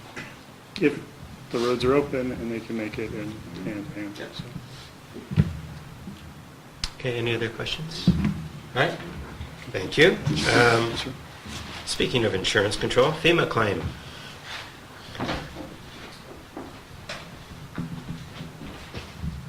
So item 8L. Thank you, Brandy. So during the week of January 8th through 13th, and then again on February 7th, Kirkwood received massive amounts of snow and rain. And at the time, we just thought it was snowing and raining a lot. But it turns out these were actually federally declared disasters for which FEMA funds are available. When we found that out, we put in a request for public assistance because during these disasters we had several major problems. We had our Out Valley transmission line went down. We had to repair that. The T1 line that maintains communications between both ends of our transmission system was damaged. Our East Lift sewer facility flooded. We had some major damages. So we submitted these requests for assistance, and they have been accepted by FEMA. That starts a lengthy process of going through the FEMA and Cal OES Office of Emergency Services process, and we're moving right along in that process. We have submitted a list of all of our projects, which is in your packet on page 90. The total damages, the total estimated damages for those projects is $394,000. FEMA has had our kickoff meeting in which their representatives came out here and met with us to go over the details of each of these projects to make sure we were claiming costs that were fundable through this means. We've also had a follow-up visit from the FEMA site inspector. He came out here on June 14th and surveyed a total of 8 damaged sites, took pictures, documented the extent of the damages, and started preparing final worksheets. So we're in the process at the project review phase at this point. FEMA has these project worksheets for each of our projects. They're finalizing those. Once they're finalized and we approve them, they go back to FEMA for approval and funding. And once funding is allocated, funds could potentially be available this summer. So we could be getting funds back from these relatively soon. FEMA will reimburse 75% of all approved eligible cost. So of that $394,000, we could see up to 75% of that if they're all approved. And from discussions with the site inspector and the FEMA representatives, I believe we have a good chance at receiving funds here. All of our projects fell within the scope, and they were very positive about helping us recover from those. So I just wanted to give the board an update on where we were with that process, and I'll be happy to answer any questions. So on this snake the chart on here, so we're at the project review? Correct. Then? And so if they're approved, then there's no real risk of not getting funded. It's just waiting. Yes. So you said we'll know approval when? I don't have a date on approval yet. Once I expect that the projects will go back to FEMA for review within the next couple of weeks, but the turnaround process on that, I'm not sure. Okay. Other questions? I just want to Kelly? note that I spoke with Moss Adams regarding when we get funding for these projects. It's recognized in the year in which we receive those funds, and it's recognized as grant revenue, not as like a credit to our expenses from the previous year. It's actually recognized as grant revenue in the year which you receive those funds. That should make our financials even more confusing. Yeah, okay. That's good to know. Standish, you have a question? No, I just said they'll be more confusing, but better. Better results with greater confusion. Okay, good. Thank you very much. All right, we're ready for 8M, General Manager Objectives. The board asked me to put together general manager objectives, which starts yesterday, for the 2017-18 fiscal year, and which I've done. Some of these are carry forward. These have been reviewed by each of the committees, and I have received input from each of the committees and individual board members as well. So this is what I would consider a final edition, and we would look for approval today so that we can start checking them off. So Bob, did you want me to go through these quickly and then stop if there's questions? So under financial, some of these I'm sure you've seen before as far as finding a funding mechanism for the fire department, revision of the connection fees, which we talked about, of course, switch station, increasing the district's line of credit. We went from up to $400,000 last year. We'd like to make that up to $500,000, and I'm confident we'll do that. Fire impact fee for both Alpine and El Dorado counties. This is a new one. Number 7 is research low income, retired, and disabled rate subsidies and payment options, including any which may be offered to the Girl Scout camp. So that was input from our finance committee. And then another one which was actually moved because Jeff Smith didn't feel that you had enough to do, evaluate insurance coverage to go out to bid for property and liability coverage. So that was actually moved, I think, from planning over to finance. As far as capital has a lot of projects in it: transmission interconnection handbook, performance reporting, electric tracking, which has been a really good project, propane storage tank, water bath vaporizer, the collection system, absorption bed pumps, all of these, uninterrupted power supply, all of these are still funded in our capital plans. It does have the Fremont-Dannenberg line replacement project, which currently is on hold. Heavy loader is in here, resolving the T1 line. So we have quite a few operations project. The 2017 work plan has been approved by the board and is in with the Forest Service. Summer Festival, I went ahead and went to 25,000 because I really wanted to set a bigger mark. Chili cook-off for the first year is in here with a net of $10,000. And I really like number 16. 16 states, develop a plan to fund and complete the following projects for the 2019 budget cycle. Membrane replacement project, wastewater treatment plant SCADA project, and snowcat service truck. And the reason I did that is that if you wait until July of 2018, you'll never get this stuff done. So you need to plan and pre-plan this stuff. So I wanted to make sure that was in there so that's in our process that we're thinking about it. As far as planning, we have the Fire Service Master Plan and sources of funds for the Fire Service Master Plan.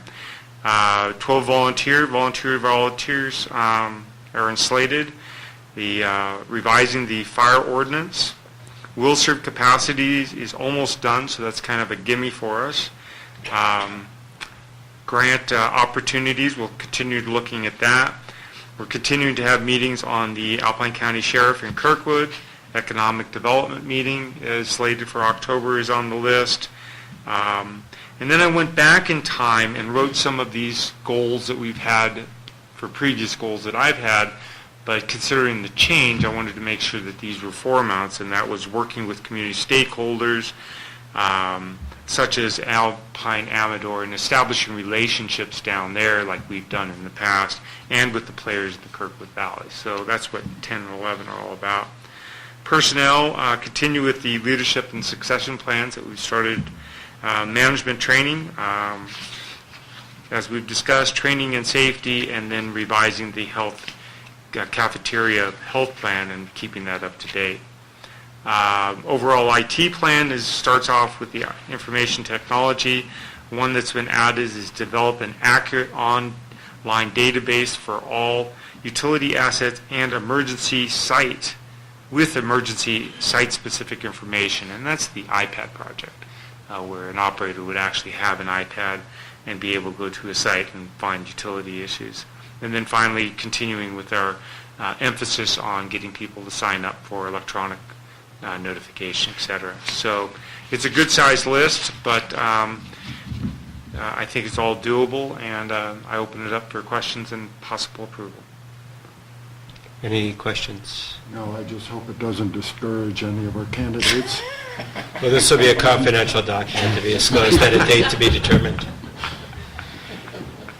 I guess one question I have for you based on Rick's comments earlier for the wastewater treatment plant, it seems like the electronics would benefit from being in an isolated environment. And I don't know to what degree that fits into in looking at the other changes, how that would fit in. I think that we have a control room now for a lot of that. I think what Rick is talking about is going through and actually resplicing and rewiring a lot of the work that's been and moving it in. Okay.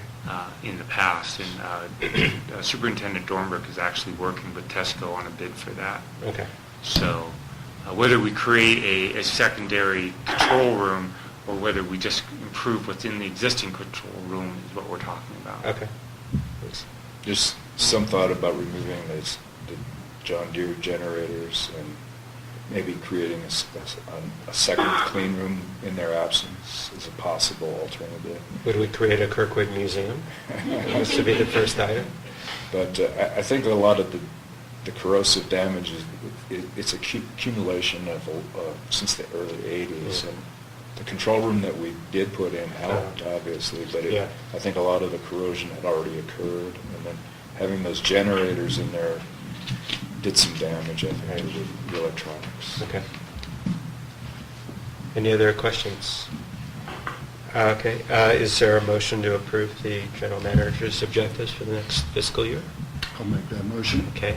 I'll second Next that. move. He is seconded. All right, can you do the roll call? Dornbrook, aye. Epstein? Aye. Smith? Aye. O'Grady?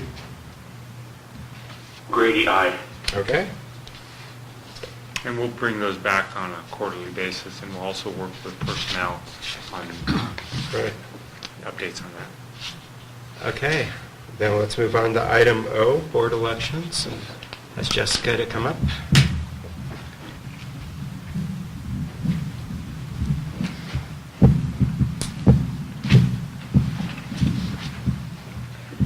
Right, starting on page 100 of the packet is the election information. The general district election will be held on November 7th, 2017, along with the California State general election. There's 3 seats up for election. Seat 3, Eric Rickert. Seat 4, Bob Epstein. And Seat 5, Peter Dornbrook. The election codes require the board to make a few decisions regarding the election and to pass a resolution stating those decisions. The notice of district election and publication of election is done by the Alpine County Clerk and can be a combined notice with other districts or an individual district notice. Each candidate must declare candidacy between July 17th and August 11th of 2017 and must publish a statement of candidacy containing either 200 or 400 words. There's a $35 cost per candidate paid to the Alpine County Clerk for publication of these statements. Either the district covers the $35 cost, or each candidate will prepay at the district office. In the event of a tie, the winning candidate will need to be decided by a method agreed upon by the board.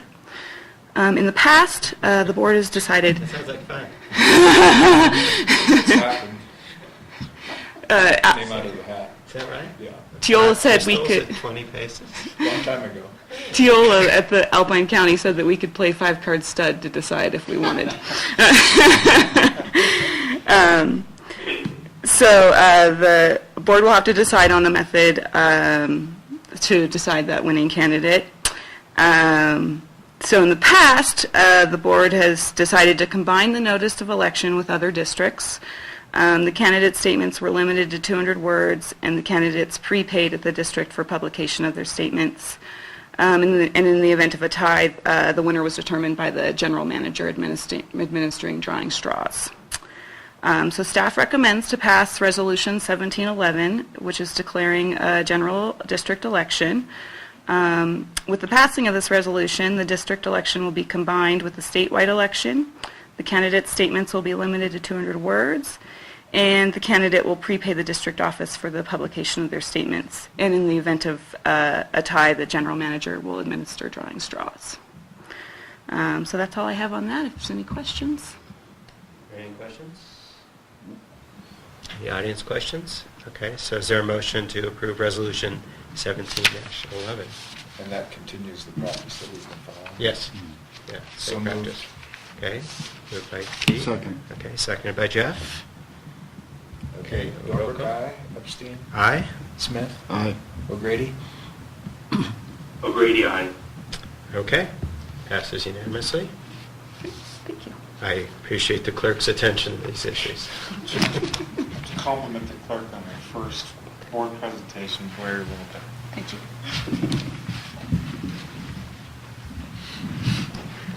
Okay, so let's now move up to the general manager's report.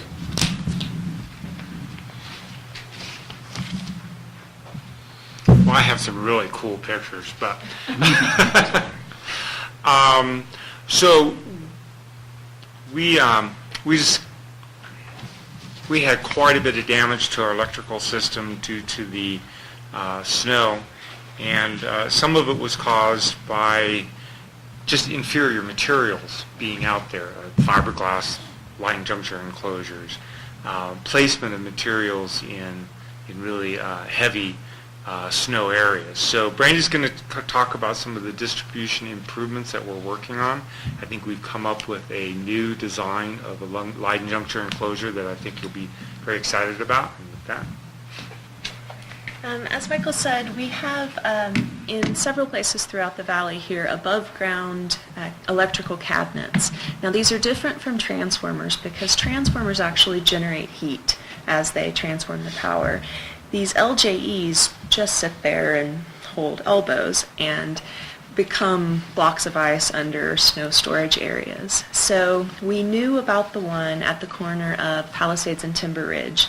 It has been damaged before. This year it was so damaged the lid was actually concave on top of live electrical elbows, and we had to do something about it. So what we came up with is called an intercept vault. Ideally these would all be underground, but since the installation already exists and other infrastructure is around it, we couldn't easily get a full vault in there.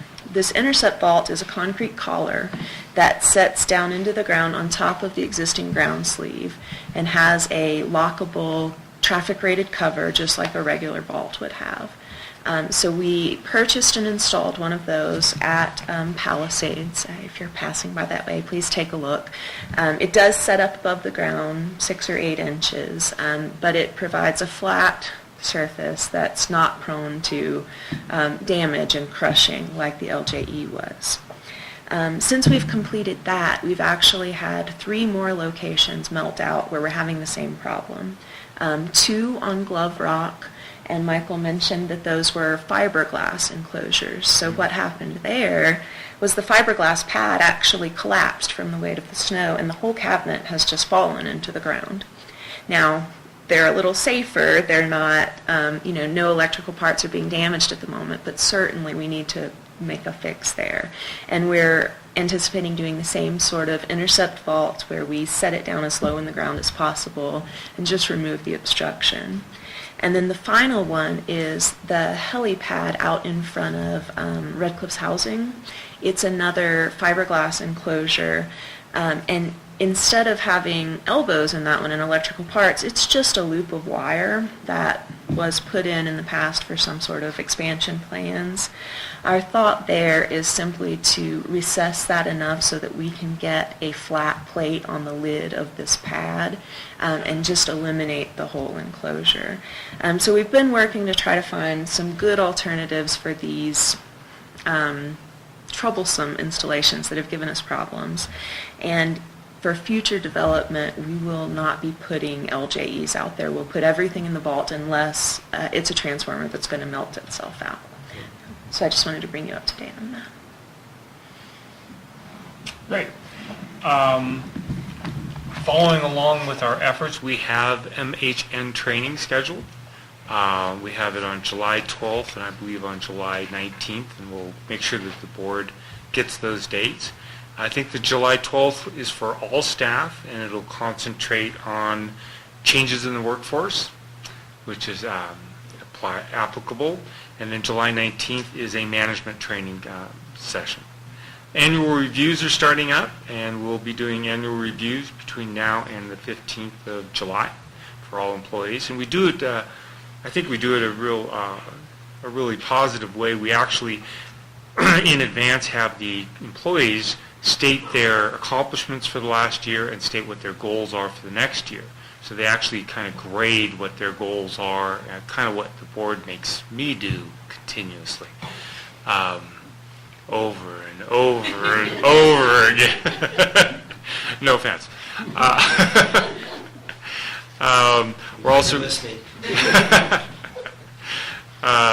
we're also working with Caltrans and PG&E on the Peddler Hill connection. That is hot and heavy right now. They do want to connect, and we're working on what a wheeling charge would be for them to actually use our line from Salt Springs all the way to Peddler Hill. Bikes and Beers will come up on July 29th. That's a Vail event where they will have mountain bike racing and beers, which sounds like a dangerous combination, but they've got it. In your packet, you'll see that Mr. Ed Benson has completed his line worker certification program. So congratulations to Ed. That's something that he's been working on for 4 years, and lineman certification. So congratulations to Mr. Ed Benson. And also in your packet, you could see that Kirkwood has established a newsletter that they've put out, Kirkwood Days. It's on page 118 and 119. So for your review, and that's the end of the GM report. I just have one question. There's this line item from RISA Power Solutions that's in the packet. I wasn't sure what that referred to. From who? RISA Power Solutions Oh, that's for transformer testing. That is a testing our transformers.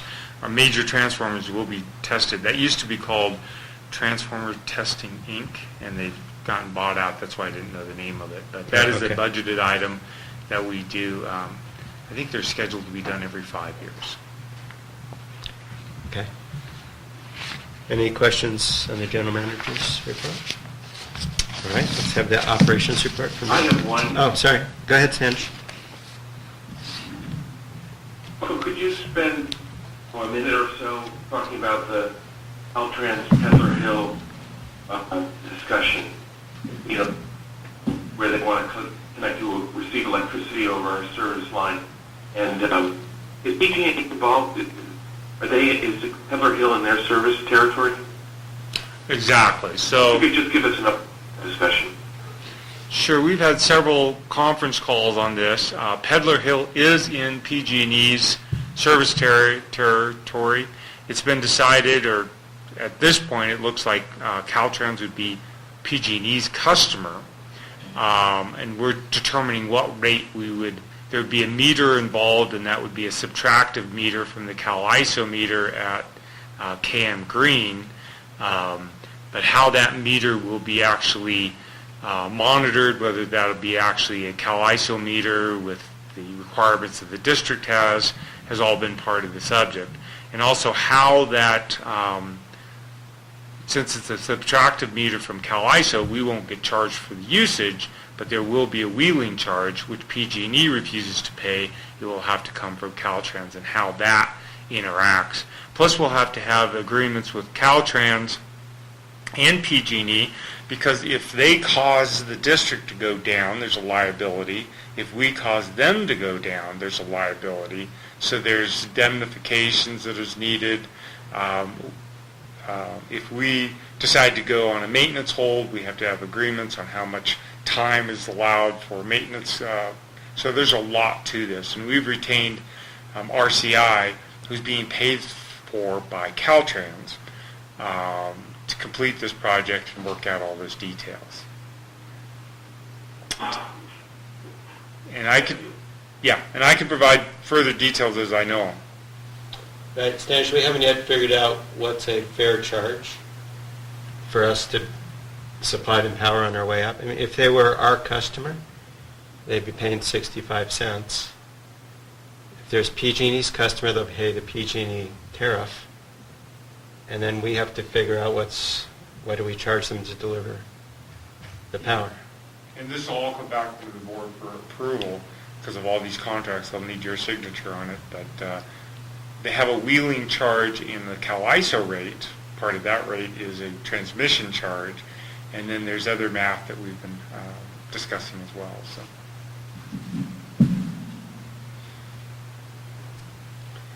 Does that cover it for you, Stanish? Yes, thank you. Okay, good. Rick, operations report? Yes, sir. So staff's been busy, as you know, with the summer festival, but also we've completed dead-end flushing for our water system to basically when there's nobody up here, it's really important to move the water around and to ensure that we don't have residual water in the system that could get contaminated. I think I covered most of the wastewater operations, but staff has also been assisting with the collection repairs with the work that Drew's been doing. And we've done a repair over off East Meadows that was a significant hole, and we've since cambered that repair and found another issue that's closer to the sewer line that runs along the meadow. And at this point, we're going to establish whether we want to tackle that right now or wait, but it should be something we can do in-house. We won't necessarily need to drive vehicles back in the meadow, but we will have to probably hand dig down to get to the the problem. And I'll report back on this to the committee and the board as well on that repair. For snow removal, I'm pleased to announce that all the snow stakes have been removed and stored for the summer. As you can imagine, there's been a lot of damage and problems with the snow stakes, just with snow creep and operations, and so we'll certainly take a look at our inventory moving forward in the fall and restock and supply as needed, and that was reflected with Michael's report with the snow removal contracts. Chipping has begun. We had a successful week of chipping before everybody showed up, so that was nice. It will continue throughout the summer as needed basis, and we just encourage the community to place the chipping debris, again, 4 inches or less in diameter, in a stacked row along the side of the roadway. If piles are heaped into like a beaver pile, it's really difficult for our staff to pull the debris out. So we would appreciate the community's help with that. If it's an item that cannot be chipped or is dangerous for us to chip, sometimes willow branches, for example, will clog the machine. It'll remain on site, and so if you see that the items that you put out weren't chipped but or have questions, please let me know. We can certainly try to resolve the issues. The playground is up. That was a successful project, and we're looking at maybe redoing the footings next year. Some of the footings, as we pull it up and replace it every year, the threads of the bolts tend to wear out, and so we might have to do a little bit of work next summer to get that a little bit better shape. But again, I think Hazel, Brandy's daughter, has been enjoying it, so we'll keep it up and clean for the community. Loop Road landscaping, the irrigation water has been turned on. There were several leaks and problems with the pressure reducing valve, but it is up and running. I did notice yesterday that we've got a couple heads that are oversprayed into the roadway, so we'll certainly adjust those heads to make sure that the water is on the plants and not on the road. And then finally, staff's been working on, we completed a 115 line inspection that's hiking down from KM Green to Salt Springs. There was one rattlesnake discovered. Photos were taken, but everything's looking pretty good out there. Staff will continue to review and take a look at the work plan as well as erosion issues. There is probably 1 or 2 trees that will need to be removed before next winter, as you can imagine. But it's been a busy month for operations in June, and we look forward to continuing on our summer project list, as we've mentioned before, moving forward. Okay, any questions? Operations report? Yes. Yeah. So when you talk about the snow stakes, those are those metal stakes? Uh-huh. We remove the plastic and store the plastic for the community. But you leave the metal? We leave the metal. Okay. So if those are damaged, you address those in the fall? Yeah, and we do our best to straighten them out and not replace them, but some are beyond repair and they'll have to be pulled and reset. Okay. Any other questions? Thank you. So the standing committee reports. We'll start with Finance. Standish? I don't think there's anything substantive to add except that we expect the audit to be delivered just before the October board meeting. Okay. And Planning?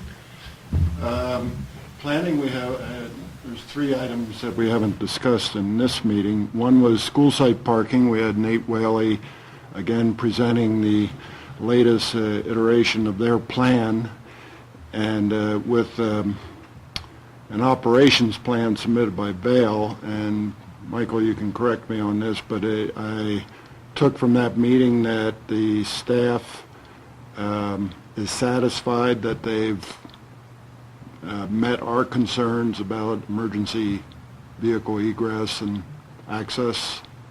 Yes, I think the plan addresses that. Yeah. So I believe Nate, or I guess representing their new entity, Kirkwood Village Development, intends to resubmit that to TriTac either in July or August. So that plan is of the Kirkwood Village development is going forward. The other one we talked about was electric vehicle charging. We've been exploring grants and such things. We've concluded there just isn't enough information available right now for us to be pursuing this, and nor do we have any funding. So we'll continue to gather information as we find the time, but we don't think this is something we will actively pursue right now. And then we're also having RCI investigate grants for any number of things that might be relevant to our operations up here. Primarily, they've been looking at reforestation and fire prevention and things like that. There doesn't seem to be anything immediately that we can jump on, but it's encouraging that we're getting this information on a continuous basis from RCI. So we expect there will be some things in the near future that we will want to apply for. And I think we covered everything else. Okay, good. Operations. I think we've covered everything pretty thoroughly. Okay, so personnel and IT, we've not met since the last meeting, so there's nothing new there. Okay, so move to general discussion. Yeah, I'm sorry, Nancy. Sorry. Yeah, go ahead. I just have another curious question. Do we have any sense if on the school site, depending on the process, so it goes to TriTech, goes planning, goes to Board of Supervisors, do you think that the goal is by the developer to get that project done before this next winter? Any sense on that? Yes. Yeah, I think that's his goal is to. I don't know how he could do it, Nan. Given the timeline now, it looks like October to me. So if it was my project, no, I wouldn't even think of it. But it's not. And especially if the county might put a requirement that they pave it, that might push it off the next year right there. Okay, yes. Just a note, Ebbets Pass is open. Oh. So in the Death Ride, we'll have a full 5 passes to go next weekend. Next weekend, Sean Trevette will be in charge of our the aid station up on Carson Path. So good luck to Sean, and I know he'll have a lot of volunteers with him up there. Okay, yes, another question. I realize it's a personal question, Go but for it. anybody riding? For one, I don't think we have a member now. Jeez. That wasn't in the general matters objective. You left Should it I out. go back and look? Can't believe you left it out. Okay. Item 12, general discussion, opportunity for board members to ask any questions. Haven't covered? Standish, anything for you? Thank you. Okay, then we're going to move to a closed session, which we'll actually hold in this room. We'll start in a couple of minutes and then report out after that. Thank you all for attending. Appreciate it. Thank you.